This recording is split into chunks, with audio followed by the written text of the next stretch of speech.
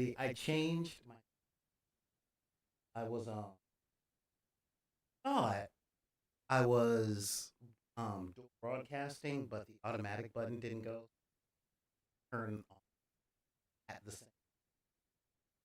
So hey, how you guys doing out there? What's going on the YouTuberverse as well? So yeah, we were just talking about so we're gonna start off with that whole friendship and post COVID thing. Like I said, I was not very popular. I had two friends. That was it. Two friends. They lived two doors down from me. And, when I say friends, I don't mean the people I went to school with that happened to have been in the same class as I was, but I mean people that I played with, people I talked with, um, people that sought me out to play when I was a child. And I had friends and like family now, but yeah, it was rough. 'Cause, I was the fat kid, cried a lot at sports. I got into rock music. Oh my God, that was it. That was done. I was no longer welcomed in the hood like I was. Um. So yeah, that was a weird thing. So as a kid, I was always really really lonely. Especially when my two friends weren't allowed outside of their house. It was just me, doing origami and reading. I read a whole lot. Didn't read very many fantasy books. I mean, I read like five fantasy book series, and y'all are gamers and nerds. So when I say I only read five fantasy series, y'all know how few those are, even if they were Dune, you know. Um, but yeah, but I read textbooks, encyclopedia, the dictionary. But most of the books I read when I was a kid were like the classics. I was reading Voltaire and and Dickens and Twain and Poe and all. So yeah, it was tough. So yeah, growing up as a lonely kid, I had a time in my life. That time was high school, where I actually had friends, and now I'm an adult, a grown offspring. Say grown, I mean I have a career, um, far away from home, and they're very, very busy. So I'm back on the. Then something weird happened in the 21st century, which was a global pandemic that threw everybody into their homes with no actual company. Um, years. Didn't know. You got this look on your face, like you were like totally identifying. Where you're like totally identifying where I'm coming from. Together. Yeah, to a lot of degrees, I identify where you come from. I may not have, you know, grown up in circumstances where I was with people who antagonized me necessarily, but that's not true because I remember growing up and I was always harassed or beat up or spit on or um made fun of, had names called, and a whole bunch of other stuff. I was oftentimes I wasn't doing anything wrong, but somebody would start a fight with me, and I'd get in trouble.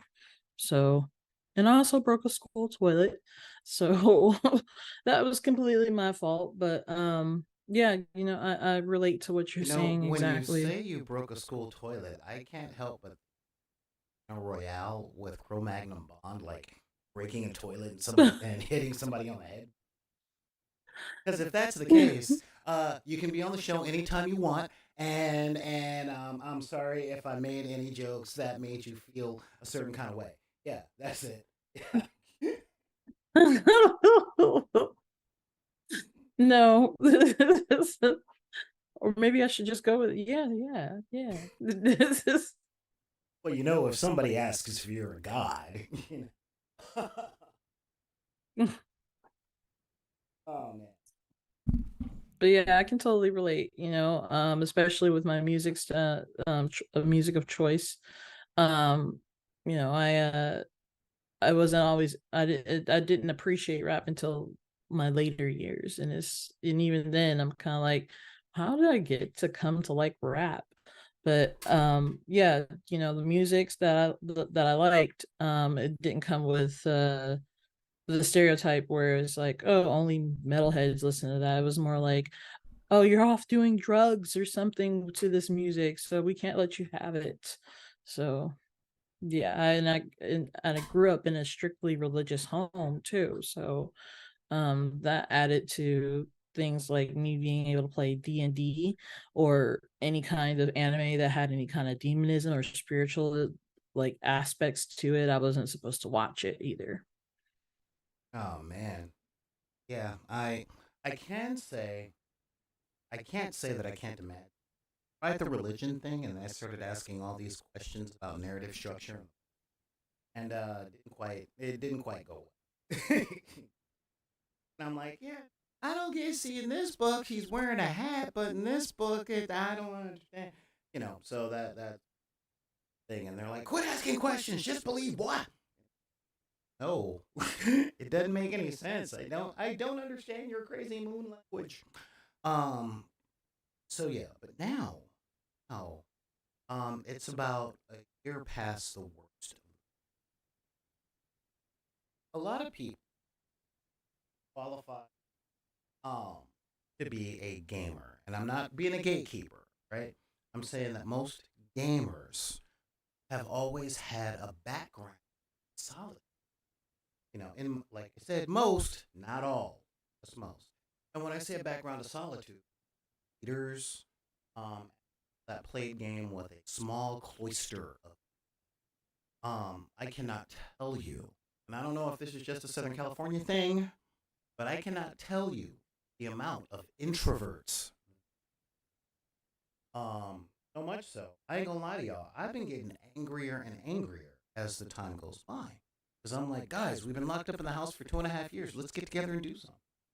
But down here in SoCal, I tend to only have time innermost circle, and their innermost circle tends to consist of that they grew up with, at least went to high school. And most of the people I know I met after high school, which means I'm not on that list.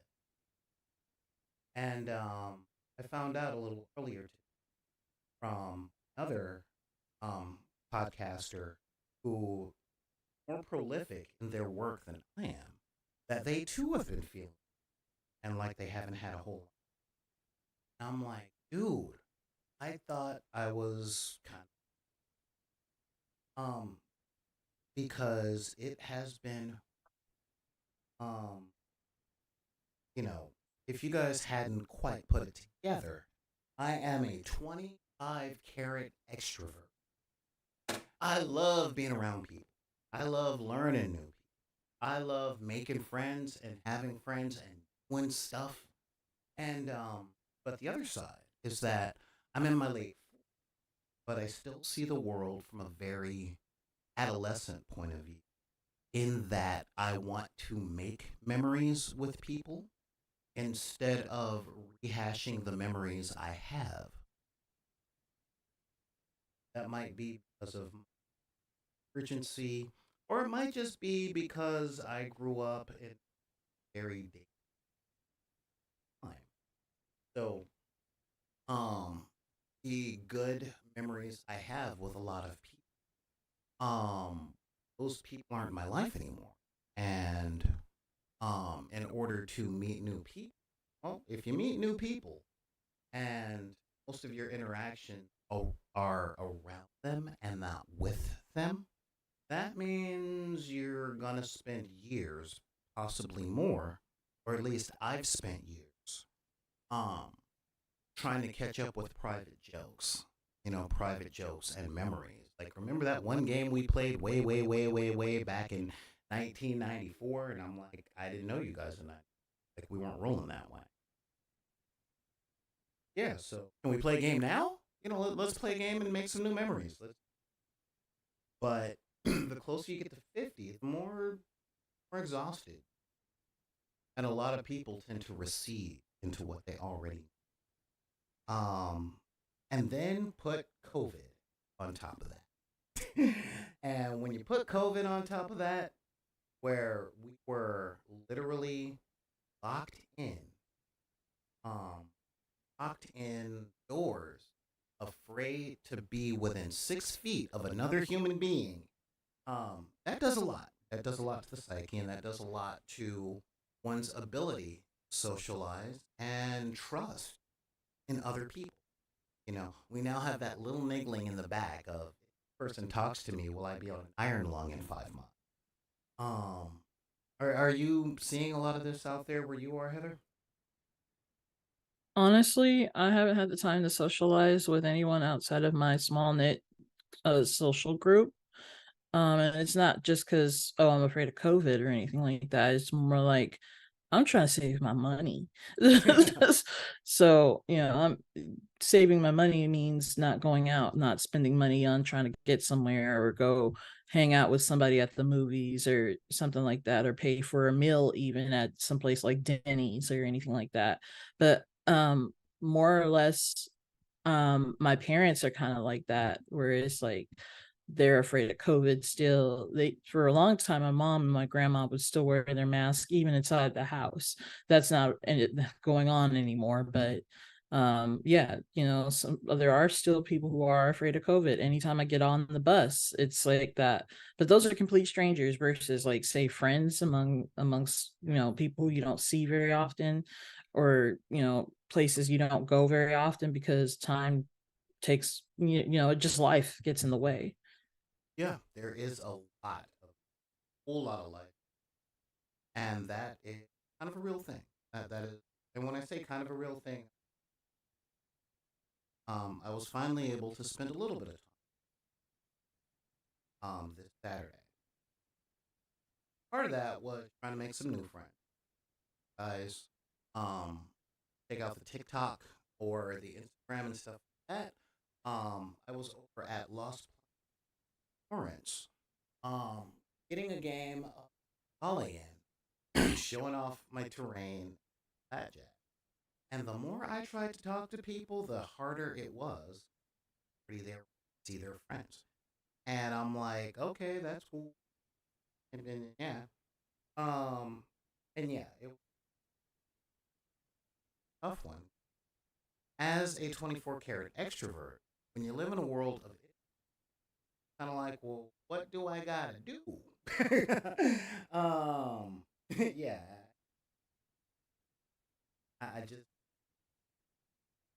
hearing that there's such proliferation of comment, because it's funny. I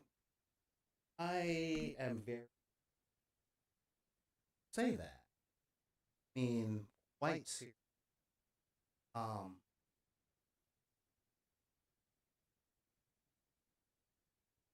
up.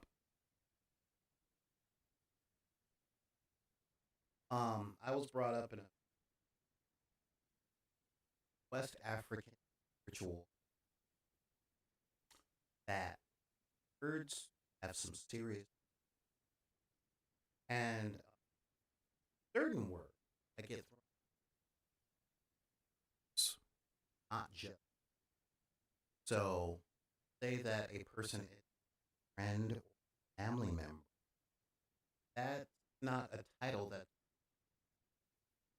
birth as much as it is based on person say that they're have to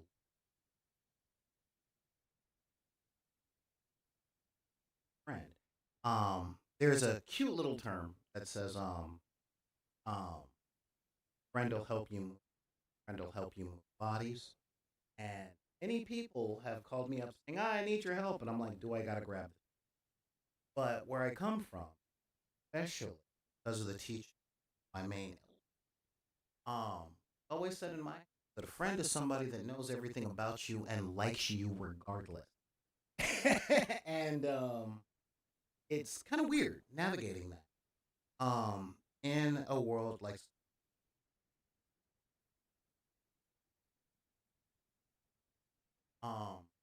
proliferation of, so it's kind of hard to know everything about a person. So gar, so to your friend, um, having negative thoughts, what they are, um, to substantiate whether or not they're real, or whether or not they're accurate, you know. So that's kind of a big thing. That um so yeah, it um so trying to be patient, kind of like take that back and just I am in a busy SoCal circles that I'm used to, and people don't want to tell you.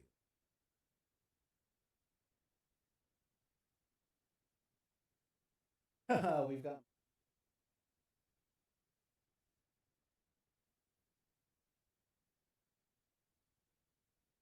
yes. And the people who have known me since like high school know that I live by that credo. Yeah, I'm hogging up the mic. What are your thoughts? Yeah, it's important to know your friends really well. Um, but how well do you really know them?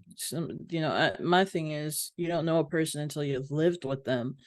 Um, and I strongly believe that because, I didn't know a friend of mine really until I started living with them. And, to this day, we don't hang out now because things went bad. Things went bad. And it was Sorry. my fault. And I definitely get I definitely get where you're with that. And are incompatible. But now what I can see in this post COVID world that we live, post bubonic, um, I can see one fear where there wasn't before, or more to the point, where there was fear, but it didn't have as power. Um, this is because when I was a kid, I'm not gonna lie, I was shy for a hot minute, very shy for a hot minute. I was afraid of being made fun of, that stuff. And then I learned that one, I wasn't gonna escape bullying because my biological brother is a piece of crap. And so I was gonna get bullied at home one way or another. And that was one. You know what? Let's go out there and be friends. Screw it. Let's be friends with as many people as possible, as much as possible. Let's do this. Let's do. And I'll tell you, post COVID, man, does that put people. I think it was because of something that happened when I was that was um birth of Mo. Get away from your keyboards, okay? Get away from your keyboards. Hear me out. All right, let me finish. Let me finish. Right? Yeah, because I'm not about to come down on millennials, y'all. I'm I'm actually about to come down on your parents. Because it was when I was an adolescent that the elder millennials were born. And this was when everything on TV was about stranger danger. Everybody want to kidnap your kids and sell them in slavery, and everybody was a predator, and you have to be scared of everything everywhere all at once. And this was way before the movie. This, so people that were brought up in that environment, oh, and they're like, I don't know. Are you here to hurt me? Are you? Yeah. And I'm like, guys, I get it. But being told that everybody is out to hurt. Like when I was growing up, yeah, I grew up under gun, but there were a lot of things. Male, I knew that when I was with that weren't, they were taught that I'm like, I do just want only one thing from you. I want your friendship. You know, don't just want your body. Some people don't want your body at all. And spent decades having to prove myself. So I get it. Raised very after after I'd say about 1992. By the time Nirvana had come, the people that were children, when Smells Like only thing on the radio, um, weren't allowed to go outside anymore. They weren't ride bikes. Um, I was living in the suburbs, and one of the things I noticed there was like hockey, football, like everybody got together, everyone else's backyard, to protect them. 5,000 people that might be a so that's been a thing to navigate. Has truly been a thing to navigate. You're quite a bit younger than I am. You raised with those sorts of paranoias? Um, I'm trying to think. I know my parents were worried about me making friends with strangers and things like that, or going over to somebody's house, even if it was somebody who they knew. Um, you know, I don't think it was a whole lot of. I think I was kind of like getting the generation I was with was kind of getting out of that whole stranger danger thing a bit. Because I mean, look at now as somebody commented once that we used to be afraid of strangers, don't talk to strangers, and people don't get in the people's strange cars, and then now we're suddenly heralding Ubers to come pick us up, and it's like the roles have reversed. Yeah, yeah, and I think that comes from like a power dynamic type thing. Because yeah, Hmm. I like that you put that out there. Like, oh my God, I can't talk to somebody. Yeah, but I'll call an Uber and I'll call DoorDash and I'll call a bunch of strangers to bring me food and to pick me up and take me places and trust that they're going to get me there. So yeah, it's a little weird. Um, so now full disclosure, guys.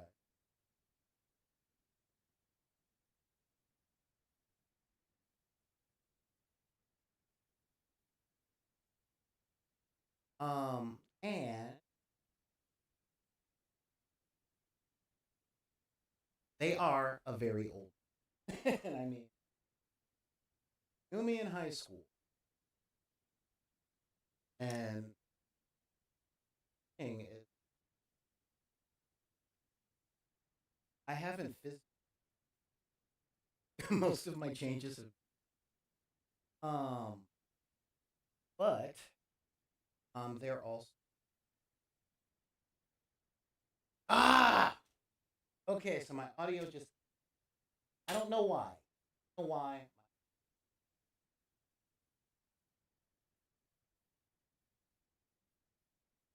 it's not cutting out over here, and it's not cutting out. Has it been cutting out to you, Heather? No, actually, it's been fairly clear.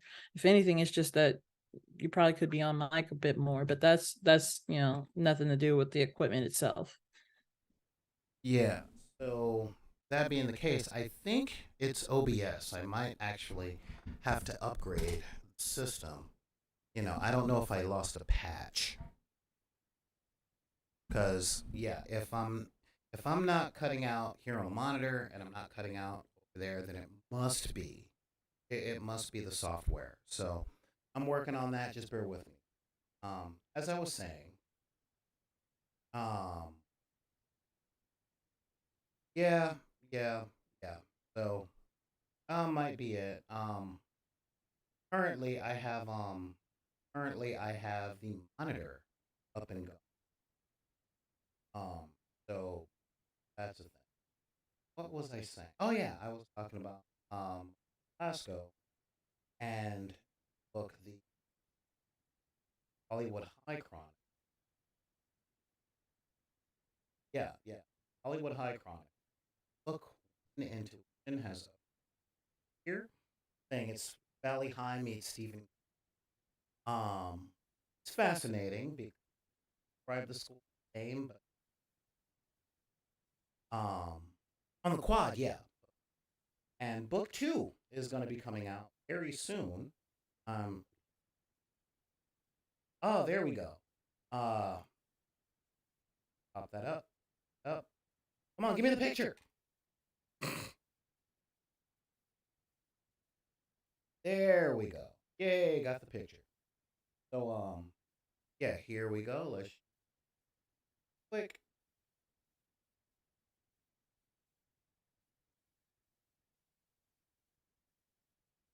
Da, da, da.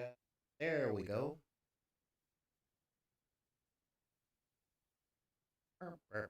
There we go. Yes, book two, Dark Wolf. So that's coming out sometime soon, and really, really look. Book one, Intuition, is already up on Amazon, so check that out. It goes out when I turn away from the mic. I see. Thank you. That'll be there we go. The mic and I are gonna be getting a little sensitive real quick here. I was hoping that it would take me out for a movie or something, but I guess I have to be right here. I'm not gonna like lower my voice being like, "Hey Mike, how you doing?" So you letting me out there, you letting the people hear what I gotta say? Yeah. What's going on? I know it sounds weird that I'm talking this way to a mic, but if I gotta seduce the mic to not get letters about how my sound is cutting out, I do that. I guess we can call this a relationship of convenience. Yeah. So yeah, it's a thing.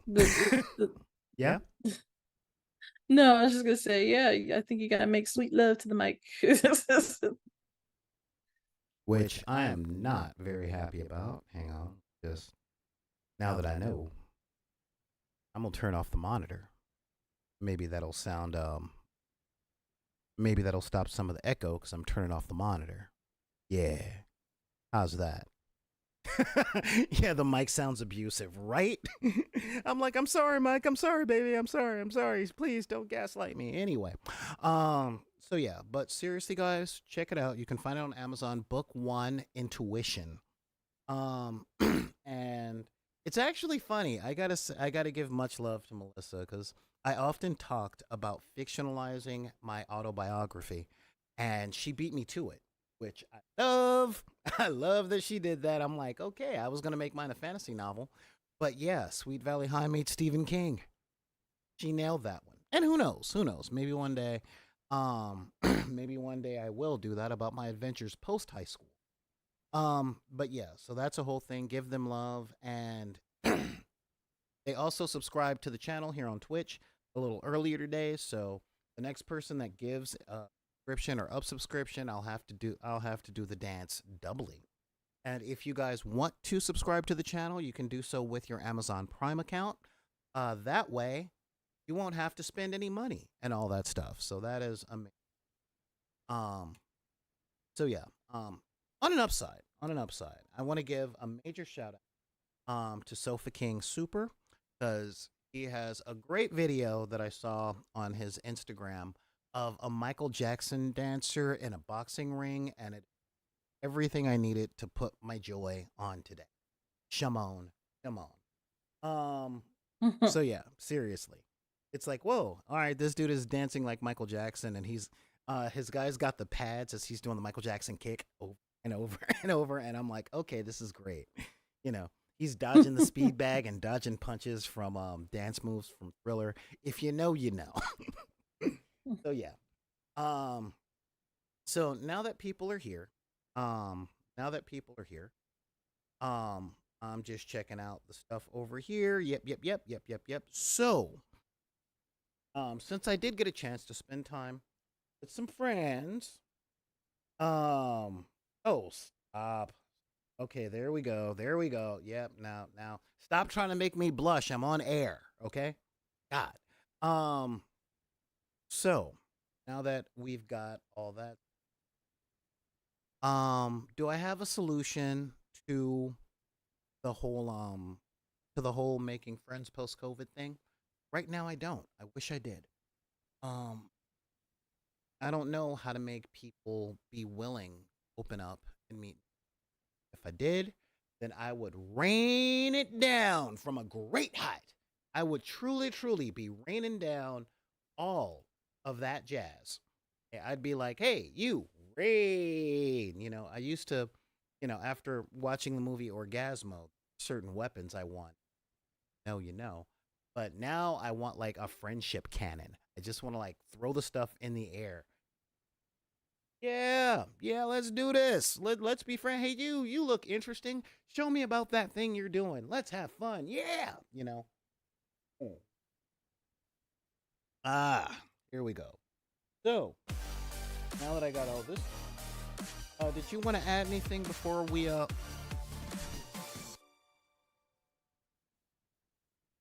and one more time for Velasco? All right, cool. Yeah, we got my thank you, Tim. That's right, a friendship confetti cannon. So, did you want to add anything else to this, Heather, before we move on to our next segment of the show? You know, I think one of the best things to try and start friendships, and this is going to sound very clinical, but um if you were to like go to a party or something like that, suggest like an icebreaker. That's what I would do, when I'm meeting somebody new, or if I'm in a group and there's like a bunch of people who I don't know, icebreakers help. Um, any And I'm suggest? not just talking about the candy.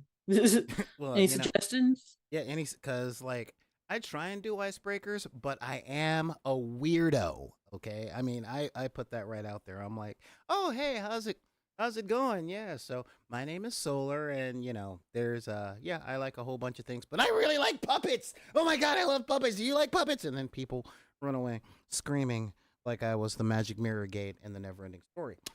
If you know, you know. So, any ideas about icebreakers that people can say without sounding creeps? I know quite often I've gone up saying, "Hi, I'm Solar. How's it going?" And people are like, "I don't want to date you." And I'm like, "I'm not asking for a date. I'm saying Whoa. hello. I told you Um, I got scars." well, hmm.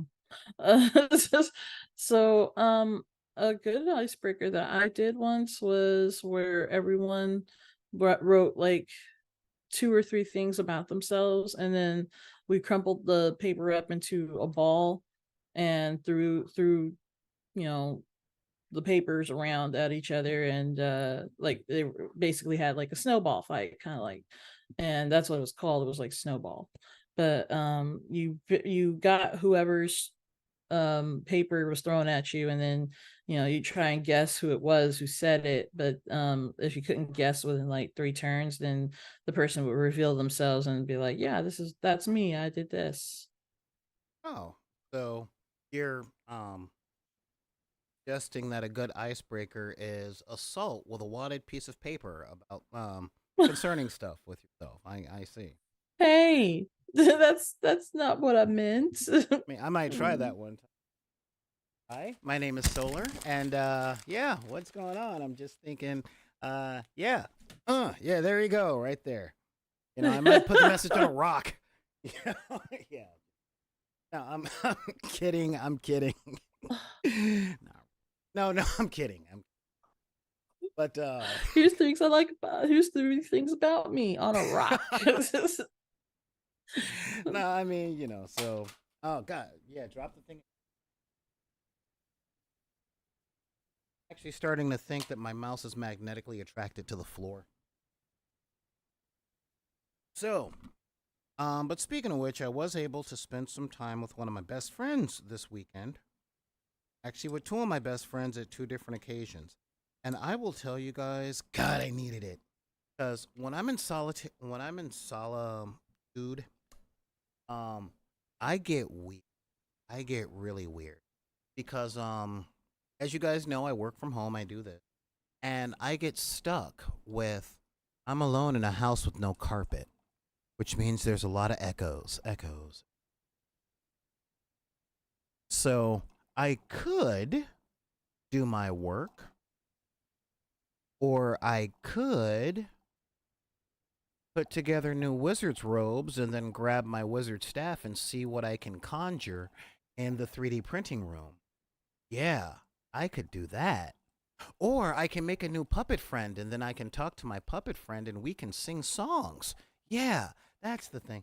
And yeah, so um yeah. Okay, I thought you were talking about like, on drugs weird. Like, oh man, yeah, I could do this, and that, and the other. It's okay. It's not like that. No, no, not on drug. Like, no, I don't spend my time at home getting intoxicated. That's not what I do. I'm not much of an intoxicant. I'm not an intoxic person. I'm like this without medication.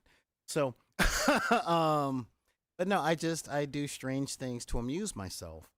Um, it might be because of the ADHD or the CPTSD or something, but yeah, I'm a strange guy. And the thing is, there's something that I learned about from one of my old army buddies called the nighttime securities. Okay. And the nighttime securities is essentially when you're a security guard on the graveyard shift, you spend a lot of time by yourself. And then the first time Yep. you see anyone that's willing to talk to you, you just word vomit.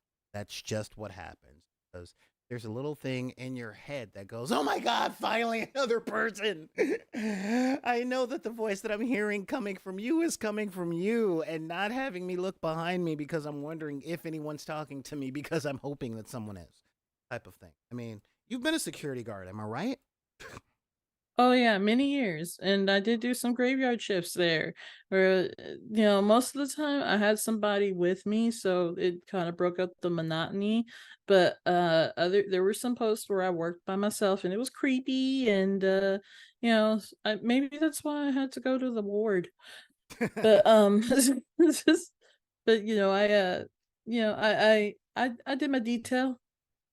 Yeah, yeah. So I was finally able to hook up with a friend of mine and played a little bit of Carnivale because when they were running out of time for our interaction for today, the game became petty and it stopped being about the mission and started being about tackle and grapple. Everything was tackle and grapple, because in the game you can wrestle people and throw them down or throw them into the canals or throw them off route and things like that. And I got to bring out my apocalypse pajama party team. Just look up um and yeah, so I had a good time. Then I got together with another friend and we went to go see um Spider-Man Across the Spider-Verse. I true spider. Oh. So, I think it's time that our little segment that I like to call yes, little segment I like to call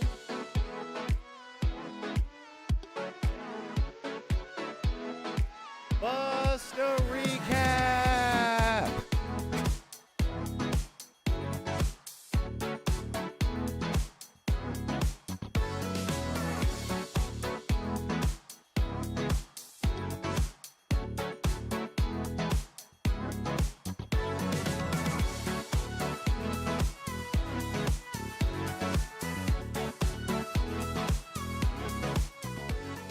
That's right. So yeah, I'm about to bust a recap on Spider-Man Across the Spider-Verse.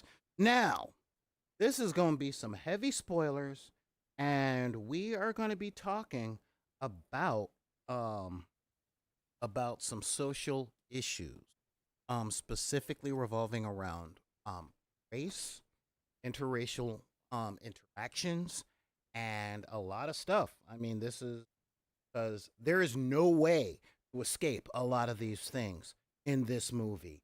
Oh my god. Catch you later, Neon. It's like, no, I don't want spoilers. Um, but yeah, um, this movie was a parfait. This movie was a lot like a parfait. You know why? Because a parfait has layers. That's right. Because it wasn't dirty and smelly and nobody liked them. I'm talking. This movie was a parfait. It was all creamy and fruity and cakey and a whole bunch of different things. It had a whole bunch of trifle in it. Now you haven't seen the Spider Verse yet, have you? I haven't. Yeah. Um, so what I'm gonna now we're gonna talk spoilers. We're seriously gonna be talking spoilers, and I warned you about this before we started the show today. Like if you Yes, cool with that, I yep. yes. What you didn't do was, give me a sign off waiver saying I wouldn't sue. No, I'm kidding. That's awful of me to have said. I'm sorry. Sue me for what? Spoilers. No, I'm kidding. I mean, seriously, it's just like when somebody is like walking up to me with that walk because I live back in the hood, and I'm like, bruh, if you're thinking about jacking me, I'm telling you right now, it's just practice. I ain't got nothing to take. Go ahead, sue me. Sue me for what? Yeah, seriously. There's nothing to sue for. No, I'm just not, into spoilers, but I consigned myself to the show, so I'm gonna have to take what comes with it. All right, I'm glad that you got that attitude. Yeah, this is gonna be some real. Um, First off, Into the Spider was a movie that came out a couple of years ago, and I've had a complicated relationship with Miles Morales as a comic character. Okay, I was working at Mile High Comics in Garden Grove, California, when he came out in 2002. When he first debuted in Ultimate Spider-Man, I'm like, oh God, okay, here we go. Let me see who's writing this. Okay, Brian Michael Bendis, great. Um, White dude writing a black character. Pass. I grew up on um I grew up on lots of things like Family Matters, Fresh Prince, and the Cosby Show, Good Times, and the Jeffersons, and 227 and all. And I can very much tell when someone is writing cultural a cultural thing concerning a culture that they're not a part of. Okay? And I mean this all the way across. Like, um, one of the reasons that I hate most rom coms from the 90s and early 2000s is because we have men writing love stories about women and they just don't they're trite and formulaic string characters that I can't see the realness. You get what I mean? Yeah, Yeah. I totally do. Yeah, I mean, don't get me wrong, one of my favorite movies is When Harry Met Sally, and that's primarily because it's Nora Ephron and Rob Reiner essentially writing a movie of self-insert. So you've got you've got um both perspectives of a romantic comedy. So when we have the weird he messes up everything for the third act breakup, it's realer. It has a little more meat to it. You know what I mean? So Hmm. Okay. so when I saw that Miles was introduced in the Ultimate Spider-Man, I'm just like, yeah, pass. Just pass. Why aren't you hiring any of the guys from Milestone to do this? Um, it's really a thing. So I didn't read any of Miles Morales. I did not. Um, and as a lot of my friends would say, I slept on it. But then Into the Spider Verse came out, and I love me some animation. I love me some animation. So I checked out the movie, and how can I put it? Wow, that's how I put it. That movie, um, it is. equal to all Spider-Man in that I don't look forward to watching it for the first time, but once I start watching it, I am hooked. Um, I've got that relationship with Spider-Man. He was one of my favorite superheroes when I was growing up. Love me some Peter Parker. I will die on the Peter Parker hill. Partly because not that I saw myself Parker, but I did empathize with um dude that nobody liked was still doing the right thing. Was always having money problems. Um, and like at the core, that's what I really dug. And I was a kid, so I didn't get a lot of the complexities of adulthood. And um, but Miles came out, and I was an adult now. I was 26. I'm an adult now, and so I didn't really care about another teenage superhero. Um, and I missed out on a lot of good stories. I wasn't a really big fan of the Ultimate line of comics. No, there's a lot of comics I haven't read though. Okay. Well, in 2000, Marvel decided to refresh their entire universe as though it happened in the 21st late 20th 21st century. Okay. So everybody got a new origin with early 2000s sensibilities. Fantastic Four, a new X-Men, a new Spider-Man. Like they threw out um they threw out all of their flagship titles: Fantastic Four, X-Men, Spider-Man, and the Avengers. And there were a lot of good ideas there, but not a lot of great executions. Now, at the time, I kind of dug it because Captain America was kind of a jerk. um, but yeah, like it was good for the first reading, but reading the second issue, it's like I don't want to hear about Hulk wanting to eat Freddie Prince Jr. for dating Betty. I don't need to know that Ant Man or Giant Man gets hungry, grows in size because the food inside him doesn't. I didn't need to know all that stuff.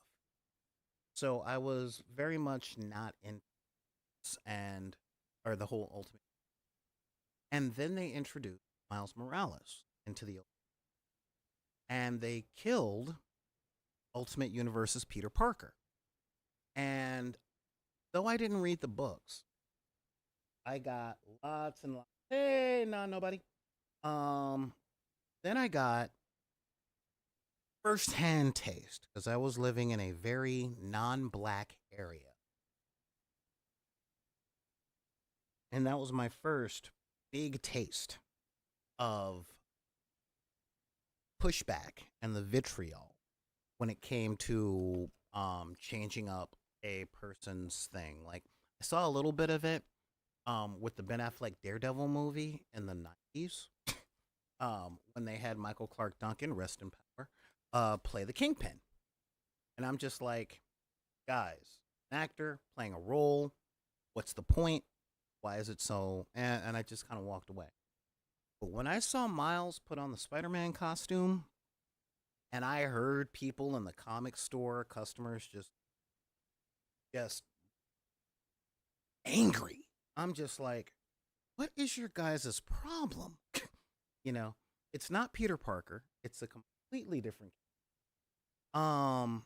So yeah, what's the thing? What's the deal? I don't get it. I don't get the whole thing. Fast forward 20 something years.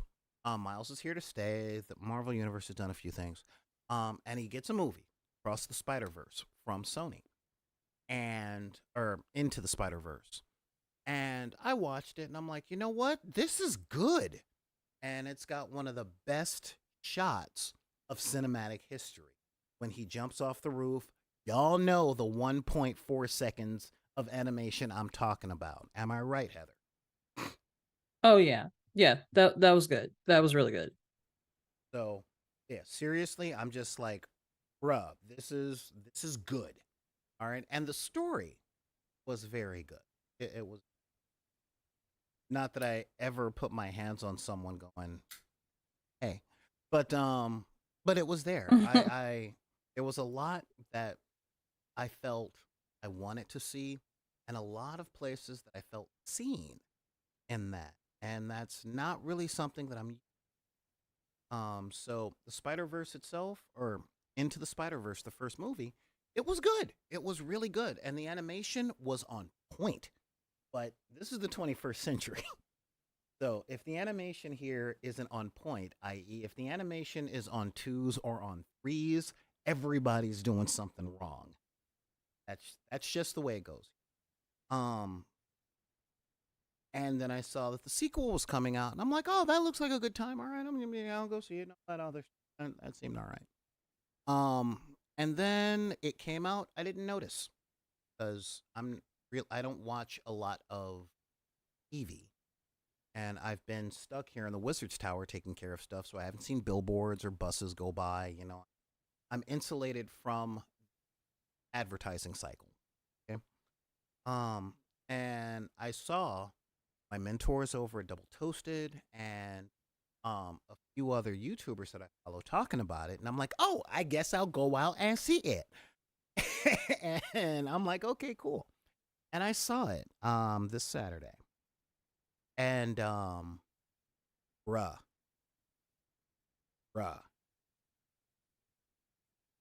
bruh. Um, Look, I'm gonna just put this out there right now. Um, this is the blackest movie I have seen um since anything Tyler Perry. Okay, this movie has such representation of teenage black boy experience that I was in 4 or 5 times over the course of this movie. It was rough. It was really rough. Um, the movie essentially is set a year after the first movie, and Miles is kind of sprung on Gwen, who's in a different universe. But the first 5 minutes of the movie focuses on Gwen in her universe, and that was interesting. um, but there's a lot of allegories. It very much there's so much coding in this movie that I don't care who you are and where you come from, you're gonna feel seen, and I like that. I like that. Um, there's a lot of LGBTQ plus, so happy Pride Month. A whole lot of LGBTQ Yay. plus coding through the Gwen Stacy character in the, and I mean a lot. And I wasn't expecting it, and I freaking loved it. I loved it. I loved it. I loved it. I loved it. I loved it because essentially she's wrestling with whether or not to tell her father, Captain Gwen Stacy, of the um of the um hang on. Yes. Yeah, Gwen Stacy of the NYPD, whether or not she's a woman. And if you guys are mild fans of the Spider-Man lore, and when I say mild fan, there are certain points and formulas that have to be in a Spider-Man story. Point one, their life has to suck. If the life doesn't suck, it ain't Spider-Man. Because the overall theme of Spider-Man is always with great power comes great responsibility. And in order to show that great responsibility, you can't have them have an easy life. Because if you're responsible for doing good things with your power, doing those good things have to take precedent, even when and especially when it's difficult. Okay, so that's part of the suck of being Spider-Man. That Spider-Man is not very well liked by the police department ever. You know, J. Jonah Jameson gives Spidey a bad reputation. He's not liked in the press. Most other superheroes don't publicly like Spider-Man, except for like Captain America and Johnny Storm. Outside of that, Reed Richards tolerates him. Doctor Strange likes him, but Doctor Strange isn't very public. But the real talk, okay, the realest of real talk is that people don't like Spider-Man except for the regular people, the people that he saves. Um, so the dude on the street kind of likes Spidey because Spidey helped his cart or his bodega not get robbed, that kind of. And that is that's a big thing. Thing number two, people that Spider-Man cares about die. It's just big. Um, the death of Gwen Stacy was a seminal moment in comics. I'm talking 1978. A seminal moment in comics. Um, let's see, what are the third things? Let's see. People that Spidey cares about dies. His life's gotta suck. He always has to lose a family member. Most of the time an uncle. And let's see what else. No, that pretty much sums up everything. It used to be he stayed single, but they never really stuck to that one because I'm like, for somebody that girls don't like, Spidey dates a lot. At least Pete does. Although Johnny Storm is his actual soulmate, and my kid will die on that. So, are you with me so far, Heather? Yeah, I'm with you. Am I missing anything to a fundamental Spider-Man story? Mm, not that I can think of. Of course, I didn't know the fundamentals of a Spider-Man story.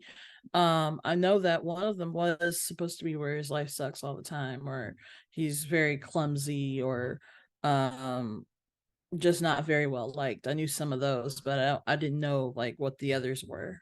Yeah, it's really fundamental. Believe it or not, and this is one of the things I liked about the first Tom Holland movie. Peter Parker is also afraid of heights. um, which, when you think about the dude that swings across the city through from skyscrapers through all that stuff, the fact that he's afraid of heights is big. Oh yeah, and that at the end of the day, Spidey is very smart. Those are, so nobody likes him, or most people don't like him. His life sucks. He's really smart. Those are, the really big staples. And this is important because fundamental part of this movie is um, Miguel O'Hara, also known, if you're a 90s kid, as Spider Man 2099. Because back in, I think it was 91, Marvel was hurting for sales, so they rebooted a lot of their titles to take place in the year 2099. Um, they did, I believe, Spider Man, The Punisher, Doctor Doom, and Ghost Rider are the ones that come off the top of my head. And Miguel O'Hara was essentially Batman Beyond before Batman Beyond. Kind of like the, and he is a harsher, edgier Spider-Man. He's part vampire. He drinks blood like a spider, and he hurts people. But he's got that Mm. 2099 tech. That's kind of, and he essentially runs this interdimensional force think time variance authority from the Loki show of spider people across the multiverse. And he is trying to make sure that all of the staples that go through a Spider-Man story happens, because if not, the universe that they come from will unravel. So he goes through the multiverse trying to stop anomalies. And he has So bunch. that's what the end of that movie. That's what the end of the first movie was about when they bring up Spider-Man 99, and then it's hilarious. Have you seen that bit at the end of the movie? Oh yeah, yeah. As a matter of fact, and in that post credit scene, or when he puts on that little arm thing and goes into a thing and ends up in Spider-Man 1966 in the pointing scene, you know, hmm which they call back to in this movie, and they actually do it in a very clever manner. Um, but yeah, so they do that thing, and I gotta say, um, number one, they kind of pull a bait and switch with the main villain of the movie. The main villain of the movie starts off being the Spot, and I think the Spot does not get enough credit. The Spot was essentially introduced in the '90s cartoon, but he has the superpower where he creates teleportation holes like all over himself and all other over other places.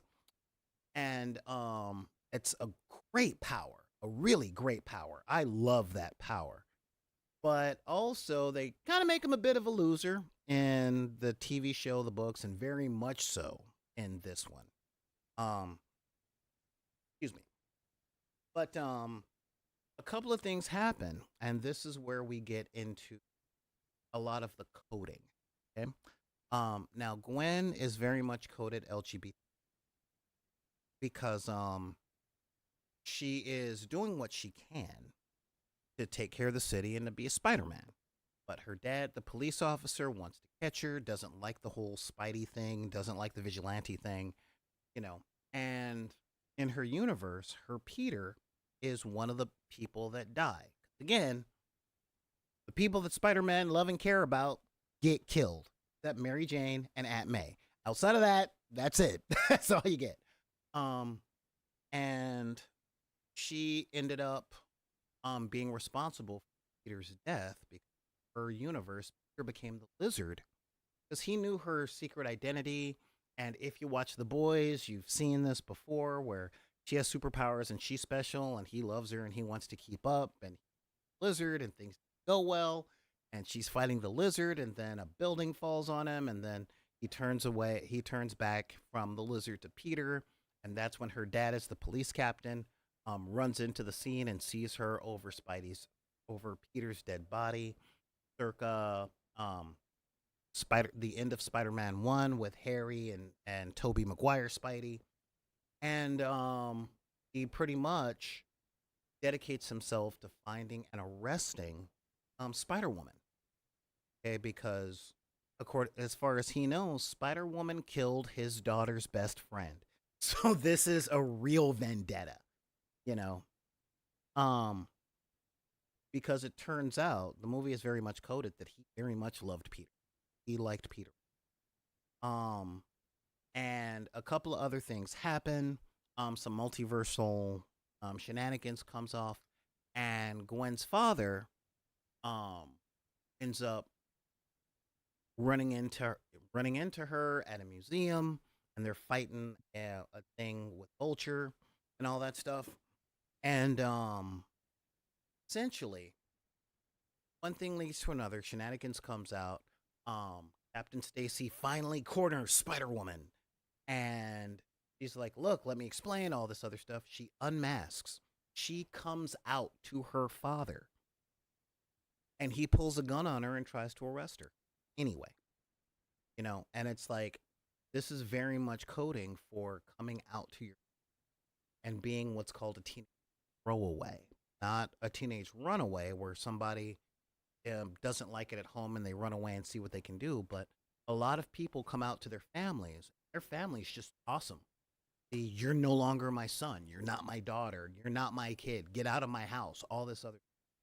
Um, and this is a thing that happens um very often in real life, but it's not really covered a lot in media. In fact, I think the only place that I've seen it really followed up on was in the TV show Dope Sick on Apple TV. That was it. But it's a heartbreaking scene. Just heartbreaking. Father, and he as a cop, a gun on her. And there's a lot of anti-cop code. So what do you think about Um, I think that sounds kind of like it's par for the course for Spider-Man. Only because the police are not very well liked in the Spider-Man universe and to begin with. And they show that the police are constant, as well as Jonah J. Jameson, are constant thorn in Peter's side. or Spider-Man or Spider-Woman's side. Um, and I think that really does, say something to the LGBTQ community in terms of like coming out and um trying to be themselves when they don't really have much else of a choice. Like Gwen Stacy didn't have a choice when she was finally cornered by her father, and I think that when you put it in those terms, it really is like that for a lot of folks who are of the community. Yeah, I mean it was rough. Ooh, and again, this is all pre-opening credits, by the way. We haven't even seen Miles in the movie at this point. Um, but yeah, she ends up joining the Council of Spideys. We come in on Miles, and Miles is actually like being Spider-Man, doing the good thing. Um, but in being Spidey, it shows the Spidey tropes, where being Spider-Man and being um makes him late for school. Yeah, makes him late for school while his parents are in a conference with the counselor about how to get him into a good college and stuff. And I'm not gonna lie, it's a very rough scene because you got both of his parents kind of stalling late for some reason, and the conversation that they have with the counselor really interesting. Very interesting, very coded. The counselor's like, well, I don't know anything about your kid's story, but the story that you guys have so far is that you guys are people of color, and he grew up in a poor, rundown place in New York City, with immigrant parents. And the whole time his dad and his mom are like, look, I'm a cop. I make a good salary. And she's like, I'm from Puerto Rico, which is part of the United States. And the girl and the lady just keeps on going with pushing this narrative of, for a black kid to get accepted to a good school, he's got to be a charity kid. Can't get there based on his grades and his intelligence and his capability. There's got to be a sob story about how the college is doing him a favor by letting him. And I'm just kind of going, Wow. yeah, yeah. And the movie does not let up. The thing is, it doesn't hit you over the head with it. It just shows these things. And if you've got the eyes to see it, it hurts. It hurts a lot. There were a couple of standout characters, aside from Miles and Gwen. The big standout character that everybody's talking about is Hobie. We're gonna get to him. We are gonna get to Hobie because, um, God, is it Michael Kalua? Or Jason Kalua or Daniel Kalua knocks it out the park. He steals this movie in the same way the Paladin stole the D&D movie. This he owned it. Oh my god. Um, but yeah, there's a lot, and when he finally gets in, the guidance counselor is essentially saying, "Oh, there's this school, blah blah blah blah blah blah," and it's this great school of applied physics and technology because again, smart, lots of science, um, over in New Jersey, and his mom is like, "Oh, New Jersey, but that's so far away," and they have to have the conversation of, that's the school that teaches what I want to learn, and there isn't a school like that here in Brooklyn, you know, and I'm just kind of going, there's subtext here. There's a lot of subtext here. His mom doesn't want him going to school far away. I wonder why I know why that is. I wonder why that is in the sense of, are they going to cover that? So, later on in the movie, um, Miles's dad, played by Michael Tyree Henry, or John Tyree Henry. I'm bad with names, but y'all know Paperboy, Officer Paperboy, Hmm. is his dad, and he really stood out in the first movie. And he's being promoted to captain in this universe. Very important to the plot, so it seems. Um, and they're having a great big party, and Miles is supposed to bring the cake for the party home. And again, he's stuck being Spider Man, and being Spider Man sucks because the Spot is literally out stealing ATMs because it turns out the Spot doesn't wear a costume. Now, oddly shaped, has no eyes, and is full of all these portals. And he's like, I gotta eat. I got, I gotta live somewhere. And it turns out the Spot was created because of the climax of the first movie when they blew up the multi-dimensional thing that Kingpin was having built, and the Doctor Octopus from that movie destroyed. Spot was Doctor Octopus' lab assistant who absorbed a whole bunch of Mm. energy. Okay. And so he's like, I'm your nemesis. I'm your nemesis. I'm your guy. You created me. I created you. Mwahaha. And Miles is like, I don't know what you talking about, man. you know. Um, yeah, like seriously. But yeah, we get the origin story a little bit later. And it turns out that in fighting Miles, the Spot kicks his own butt through one of his own portals, and it traps him in this in between space where he sees that he has access to the due to his powers. So Okay. yeah. The yeah. spot's gonna get moving, huh? Huh? I You said the spot's gonna get moving, huh? you would think. You would think. So he's fighting him, but that brings along Gwen, who's joined Miguel O'Hara's thing. And so she stops in to see him because she sprung on him too. And and there's something she's acting weird throughout the whole. And sure enough, um, she gets in trouble for talking to him, and she's supposed to catch and stop the Spot and all that other stuff. Um, and then Miles ends up following her, but she ends up going to his house. They have a cool little Spidey date. After he's been yelled at by his parents for, you know, being late to the captain's party, and they have the great argument. The you know you're in trouble, and we gonna be tearing you a new one, but it's in the middle of the cookout, so everybody's trying not to make a scene, right? um, and as soon as stuff starts getting loud, the I'm not sure if it's his other uncle or a friend of his mom's, but he was the DJ, and it's like, oh, they yelling. Let me turn up the music here, and essentially Miles gets grounded. Gwen shows up to his window. They have a nice little cool little adventure thing. Um, and Miles is wondering whether or not he should tell his parents that he's Spider Man.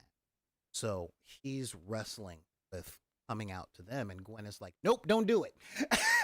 and it's very much you get to see a lot of stuff going on with Miles, where it's like, I want to tell my parents, but I'm afraid that they're gonna throw me away. Not just because I'm Spider Man, but because I've been lying to them for the past year. So how do I navigate this type of thing? Um, Mm-hmm. and we've got his best Spidey friend, um, essentially saying, "Don't come out; it never goes well."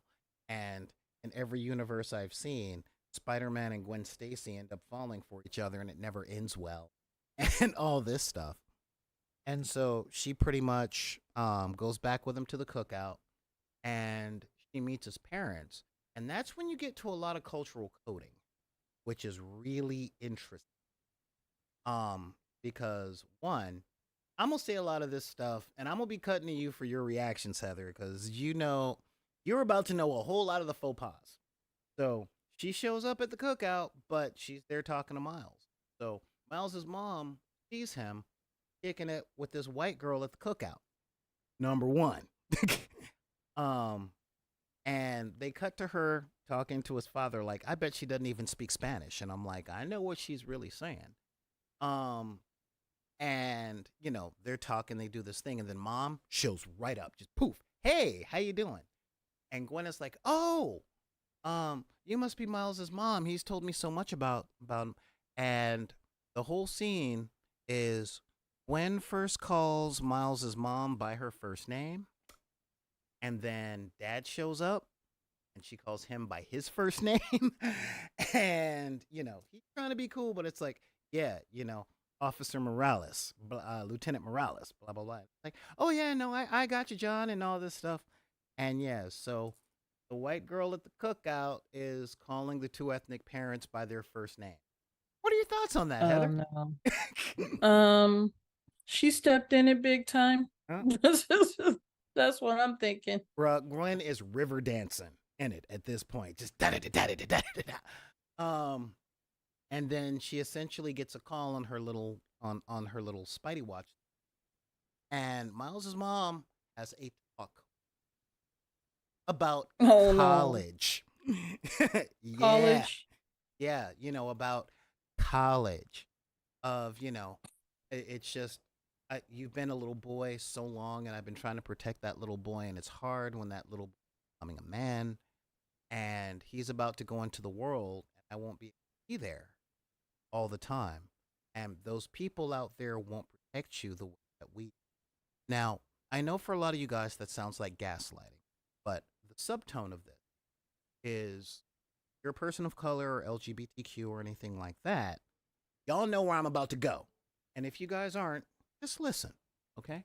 Um, Being part of the disenfranchised sector means that you live in a very hostile world. And she's concerned about Miles going to school in Jersey and not Brooklyn because when the people that are going to see the color of his skin start coming down on him, she won't be there to protect him. And she won't know if there will be anyone there to do so. Um, and she's talking about college, also talking about Gwen, and having been a person that's been surrounded by people who don't look like me for a good amount of time. There is a lot that goes in because a good amount of my friends were so busy not seeing color that they didn't see the ways that they were either putting me in danger or not recognizing the danger that I was in and playing it down because they didn't feel it personally.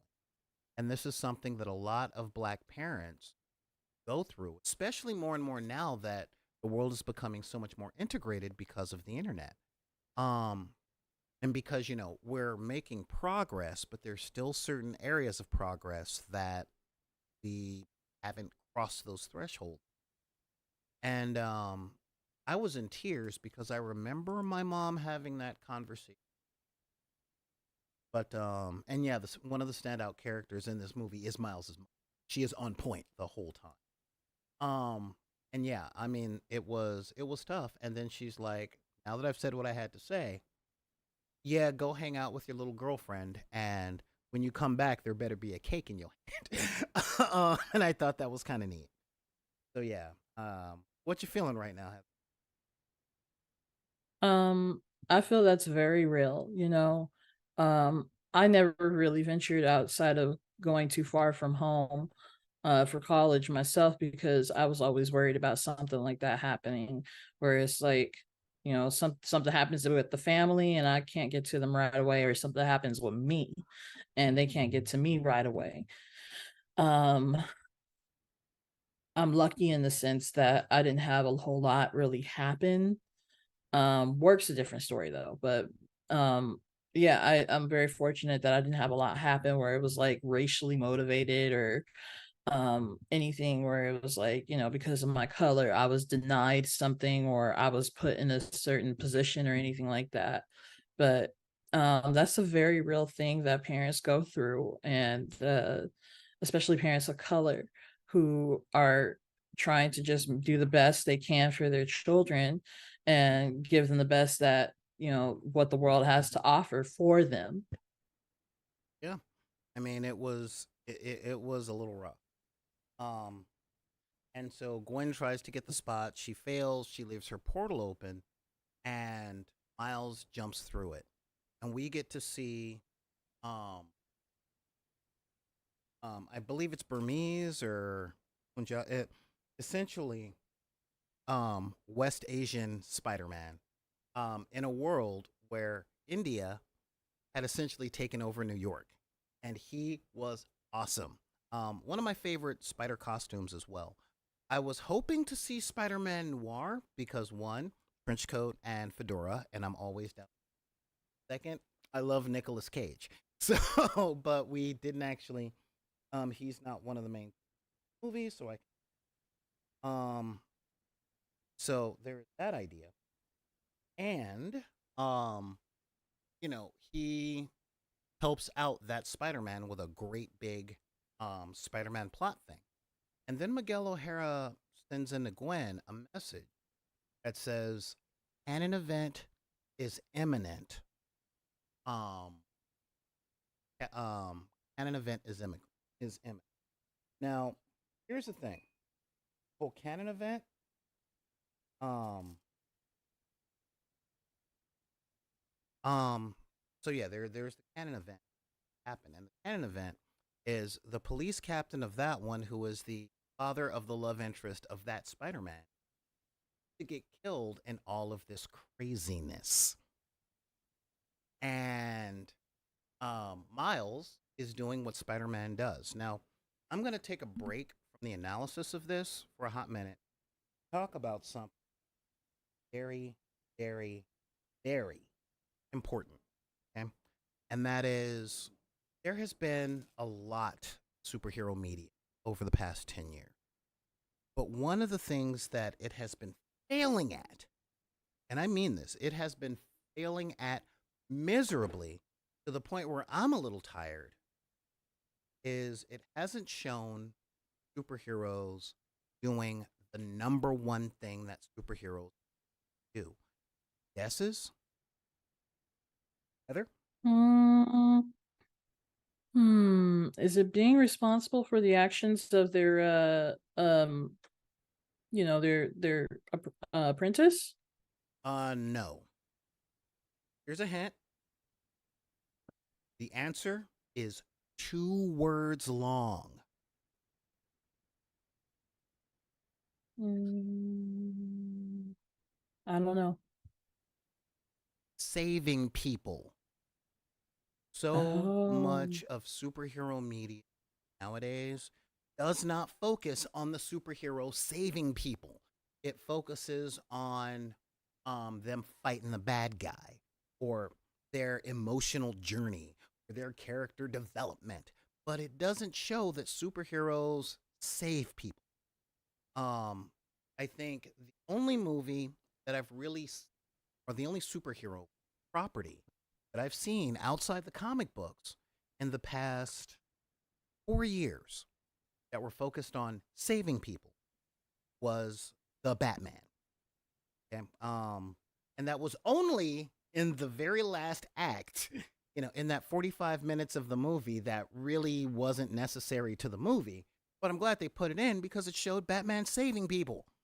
Here's a crisis. There's a Batman. Let's have that Batman saved in people in the crisis. But superheroes save people. No matter what happens, they're supposed to save people. It's one of the big things that really put me off on Batman versus Superman, where after Lex blows up Congress, Superman just comes out and flies away. He doesn't help out the firemen. He doesn't go through the rubble looking for. He's not trying to save people. He's just like, oh man, people got blown up, and I screwed the pooch on that. I'm gonna fly away and brood. You know, um, yeah, exactly. Call of Fortnite. Saving people is the essence of being a hero. That's exactly it. And this movie does not pull any punches. It is saving people all the time. They're saving people. Half of every action scene is showing every single spider person in the scene saving at least 10 people. And that is huge. I gotta, it it already gets a face card rating from that. All right, because they're saving people. And then Miles goes to save the police captain, and Gwen tries to stop. You know, and then he breaks away from her thing, and he saves the police captain because he's a hero. He saves people. That's what he does. You know, and then the rest of the Spider-Verse people come into that. There's a great big hole like the kind the Spot makes, and they're putting up all these things around it. And it turns out O'Hara wants to see.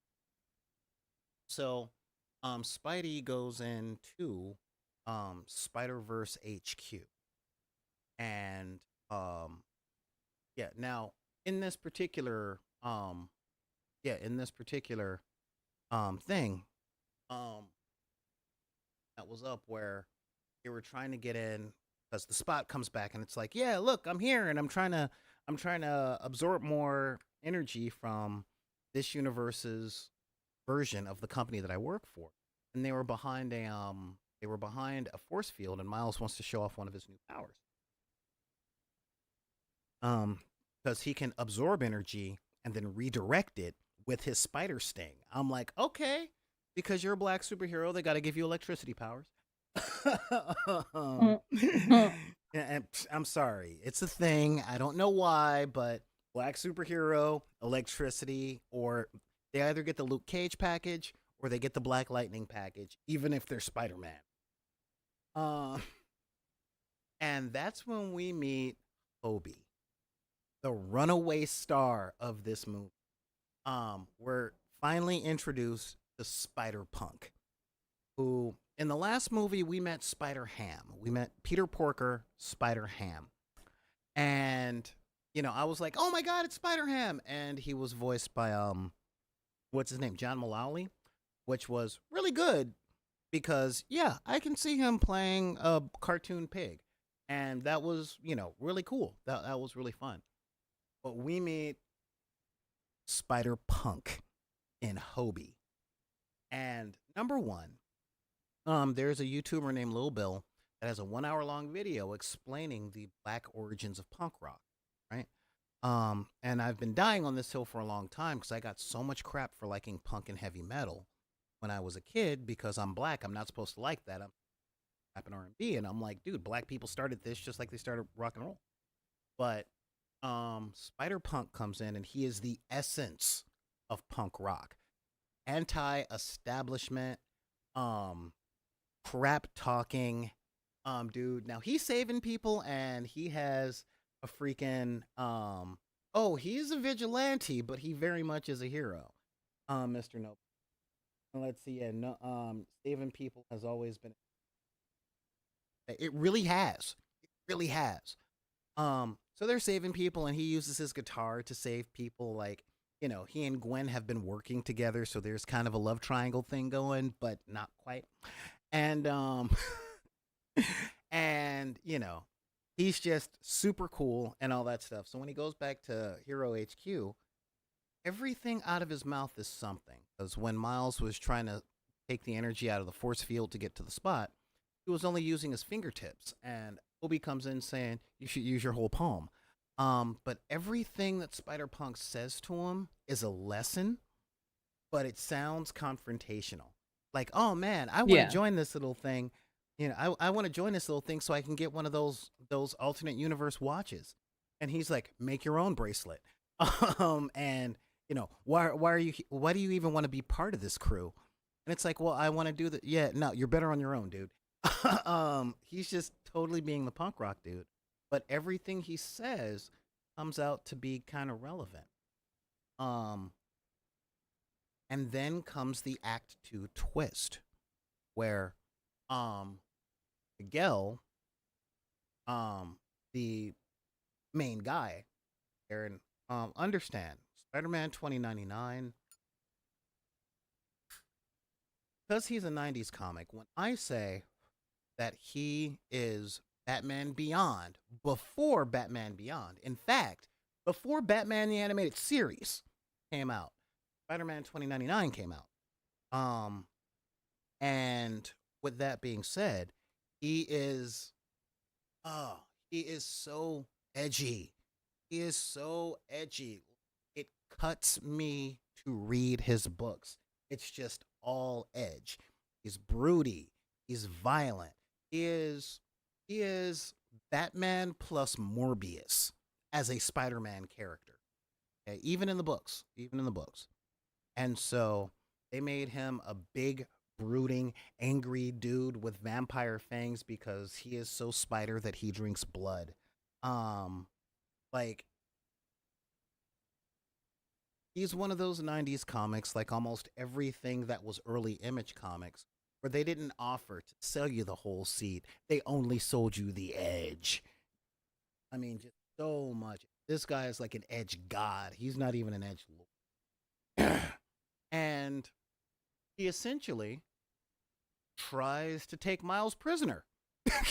He tries to take Miles prisoner because Miles is an anomaly. Because the spider that bit him, that turned him into Spider-Man, um was from a different universe, and it fell through a portal and it bit him, which is why the Peter in his universe died. So he's not supposed to exist. Um and he is a violation to the thing that Miguel is trying to save, which isn't the spider web, but it is the canon. And they literally call it the canon. Um and this is important because I did a little research, and one of the producers made it very clear that Miguel O'Hara was supposed to be a stand-in for the comic reading public. Point: keyboard warriors that don't like to see characters skin. Re the Little Mermaid. So the movie turns in the second act where Miguel is saying that Miles is the ultimate anomaly because he's a violation of the canon. And so he has to be either destroyed or taken away. And the thing is, at this point in the movie, all Hades breaks loose and no one gives a crap about the Spot anymore. It's now all about chasing down and capturing Miles. And I'm going, oh my God, this hurts. This hurts so bad because there's a dude saying, you're not supposed to be here. And then everybody that's around, except for Hobie, the punk rock black guy who quit at that moment, um, now dog piles on to our main character. So the last 30 minutes of the movie, all these good guys chasing down a black kid for being somewhere not supposed. And I'm just kind of going, oh, well, yeah, oh. Because literally, he even says, dude, the Spot is causing anomalies. We should be after them. And Miguel looks at him and says, no, you are the anomaly. You are the biggest violation of the canon, and we have to stop you. And I'm just going, whoa, just whoa. um, yeah. How do you feel about what I just told you? That's a very interesting way to put things upside down. Um, and it makes me really wonder how does he make it out of that, because you're suddenly going from trusting every Spider-Man in the universe to running from every Spider-Man in the universe. Yeah. Yeah. And that becomes a really big thing, including the reappearance of the Spider-Man who taught him first movie, now with his baby. And it turns out this has been a plan from all the other Spider-Mans, including Peter and Gwen. And there is a hurtful shot where when he finds out that even the people that he thought he could trust were part of the great big betrayal. Mm. And oh my God, just you saw the heartbreak. See the heartbreak, you see the pain. And the only one that's not chasing him at this point are Hobie and Spider Bite, BYT. Now, I didn't say much about her, but she is a Spider Man or a Spider Woman from the multiverse. was essentially doing stuff in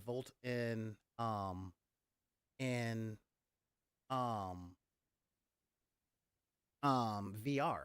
Like she has a VR avatar and she's doing stuff in, but it's very interesting.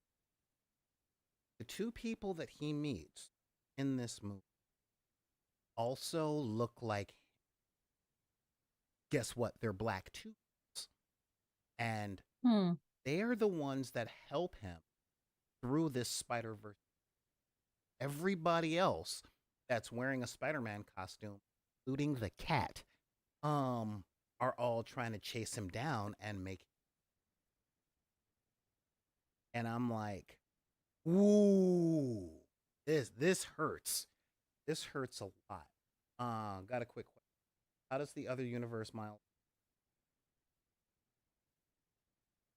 Okay, so we're getting there. We're getting there, Fortnite. Um, so yeah. Um, and here's one of the really big thing, which is while all of this stuff is coming down, right? Um, you know, they're on this big thing and he's cornered and he finds out everybody and Miguel like, you're not supposed to be here. And he pretty much says, yeah, everybody is always trying to tell me how my story is supposed to end. But I'm gonna do my own thing. And of course, he escapes because he's Miles Morales. Or more to the point, he's the main character. And he finds his way to the universe that he thinks is home.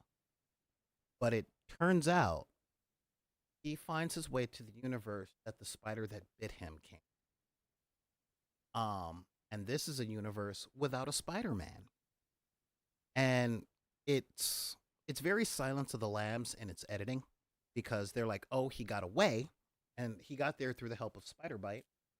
Um, and they're looking for him in his universe, and you've got Gwen trying to go down to his place now, help save him because she sees that Miguel O'Hara is not on the level, and he pretty much wants to kill Miles.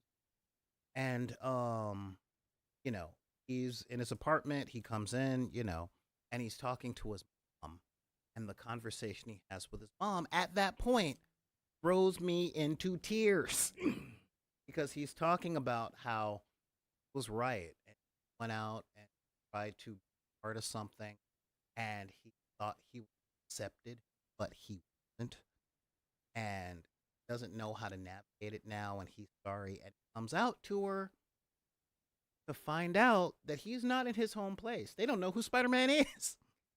And then his uncle Aaron comes in and it's like, oh, you took your braids out. um, and he's like, come on, we got to do this thing. And then you see the apartment's a little bit run down. And when he sees that he is not on his Earth, it's taken captive by what some people are calling Spicy Miles and what some people are calling Commodore Gonzalez instead of Miles Morales, who is now the Prowler. And he is Mm. straight hooded up. He takes off the mask that's under the hoodie, and he's got the do braids. I'm just like, oh my god! And they have the statement that shows the difference, which is Miles C. Dad was the one who died, not his uncle Aaron. And Mm. he's like, look, I'm not from this universe, blah blah blah, but they're gonna kill our dad. And Spicy Miles is like, yo, dad, I'm my dad. And essentially, that's the cliffhanger that the movie ends on. Mm. And again, all of this came down to Miles running for his life while everyone is ignoring the spot. And while they're ignoring the spot, which, looking at this through kind of a racial lens, guys, and I'm not ashamed of doing that. The spot has interesting symbolism because his costume is an all white costume with little spots on it. As he becomes more powerful and more threatening, his costume becomes more black. And Mm. so, yeah, so he's becoming more and more powerful. Now, essentially a silhouette saying, now I'm powerful enough to take down my nemesis, Miles Morales. and the movie ends on a cliffhanger. I'm just like, wow, just wow. Um, I would have come back and did a blind reaction at 11 o'clock on Saturday night, but I needed a few days because there's so much anti-cop coding, LGBTQ coding. The cop coding thing comes down because when you're looking at um what Miguel O'Hara's doing, it's he's hunting down people that are places that they're not supposed to, killing them, locking them up, or making sure they don't come out of where they're allowed. And I'm like, ooh, ooh, you know. Um, so yeah, it's kind of a weird thing, but yeah. So we've got this anti-cop messaging. We've got this what it's like to be a person of color in spaces that don't want you there. And we've got how difficult it is to come out to your parents and the consequences thereof. All in this movie. And I'm like, wow. Just wow. Um, so what are you thinking so far? I'm thinking I'm definitely gonna check this movie out at some point, but yeah, that's a lot to cover. And how long was the movie? Um, I gotta say the movie felt about 2 hours. You know, it felt. Yeah, that's a lot to cover in 2 hours. That is a lot. I mean, just the whole thing with Gwen Stacy and the throwaway thing. We're not even talking about race. Then it's her own dad. Yeah. And it's just like that alone is a could be made into a whole movie and be you know have things expounded upon. And then the whole being black and not being feeling safe in your own home, really. That's a whole nother thing that could be talked about. But they did a lot. Yeah. Seriously, that was some. Oh my god. Yeah. Just so much. I gotta say, like, honestly, the real breakout star in this one was Hobie because yeah, Spider Punk after quitting the whole Spider Verse, he then sends Gwen a package with a bracelet that'll keep her from glitching and open up portals in other universes. So when he looked at Miles and said, "Make your own," as he's doing this, his animation, they're walking through this really high tech place, and he's just taking stuff off walls, because punk rock has always been very DIY. We don't know how to play this music, but we got the instruments, so we're just gonna play music. Um, like the Dead Kennedys way back in the day, they didn't have distortion pedals, so they sliced their speakers with razor blades so that essentially the speakers are blown and they got distortion. It's all about figuring out how to do stuff by yourself and doing what you want to do. That is one of the essences of punk rock outside of anti-authoritarianism. And sure enough, yeah, he made his own. And then he started sending them to the other spider people, you know. And I'm just like, dude, this guy. One of Miles's lines after Spider Punk takes off the spider mask, and his spider mask actually has a mohawk on it, which is kind of cool. He takes off the spider mask, and Miles looks up saying, "How can you be cooler without the mask? How is that fair?" Yeah, seriously. So honestly, yeah. This movie literally gets four of a kind from me. I don't know if it's a perfect movie, but it hit me so hard. Like, I'm gonna go see this movie again as soon as I find out the money. I'm gonna go see. See, with Evil Miles, it shows how he chooses to make that choice, becoming a villain, and that losing people. I don't know. There's a lot to be said, but we really only get about 45 seconds of Spicy Miles. Given that he lives in a world without a Spider-Man, we don't know the rest of the context. Okay. We know that he is living in a world where he's there with Uncle Aaron after the death of his father. So there's a lot of context there. Take a look at. And I hope they expand on it in part two. Um, yeah, so I'm not quite sure. Like, are they villains or Are they anti-heroes in a grimdark world? We really don't know. But what we were shown was that the world was a little messed up. The world was a little messed up. So yeah, I mean, seriously speaking, that that movie hit me hard. Um, I haven't actually cried that much in a while. Don't get me wrong. As you guys get older, you'll find that you'll be crying at more and more stuff. I don't know if it but yeah, I definitely this movie gets a of a con. Um go see it. Go see this movie. Um and I don't care if you're whoever you are, go see this movie. Movie is really really good. I gave a bit of the that was in there. And if you guys watch it through that lens, you'll be able to learn quite. But a lot of you guys might be sensitive to that too, and I totally, totally get. It. But yeah, I gotta say this movie knocked my everything, and I've needed a couple of days to. So yeah, it was a rough one.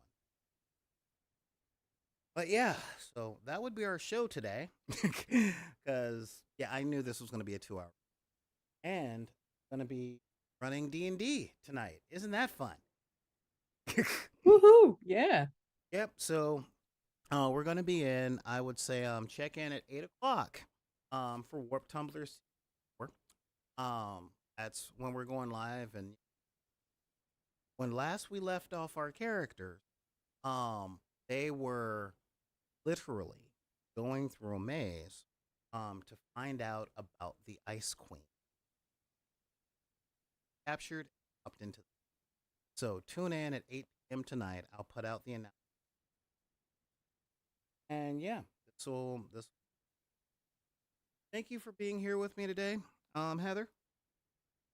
You're welcome. Always a pleasure. Yeah, yeah. So, got one last question. What do I think about that Gwen and Peter talked about? Um, yeah, that's a long thing, and not to mention I'm hypoglycemic. I want to make sure they have a good game. But yeah, guys. So, got any questions? I want to thank the folks that are